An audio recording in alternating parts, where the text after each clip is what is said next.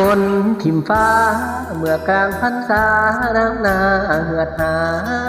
ยปลาขอนดินตายไฟบักตูเขียวเอื้องเฟืองแห่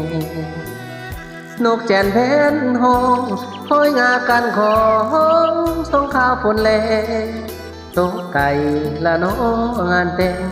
หน้ากะแลงเงินเห็ดกระเป๋ามันอุกอังเอาเขาอยู่เราเดือหน่อยร้อยรอพ่อก็สอเพิ่นมาโยกพอคืนเงินเก่าอยู่บ้านบ่ได้ไปหาทำงานมาใส่นี่เขา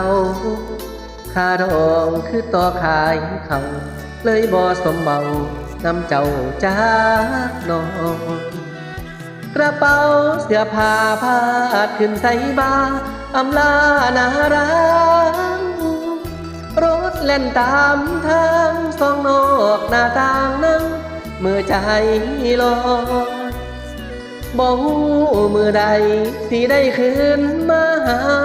คนที่ขอชีวิตบ่มีสิทธิ์ถอยคือจอบแม่ลอยไปตามน้ำไหล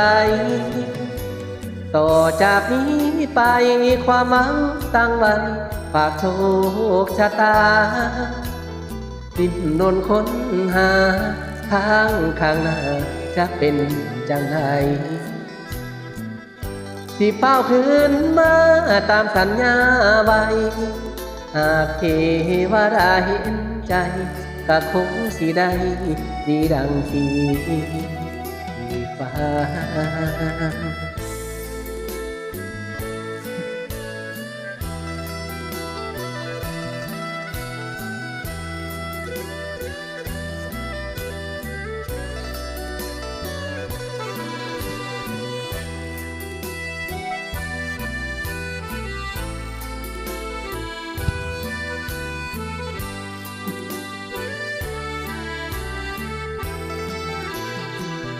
กระเป๋าเสื้อผ้าพาดขึ้นใส่บาอำลานารังรถเล่นตามทางสองนอกหน้าต่างนั้นเมื่อใจลอยบ่ฮู้มือใดสิได้คืนมาหาคนที่ขอชีวิตบ่มีสิทธิ์ถอยคือจอกแม่ลอยไปตามน้ำไหล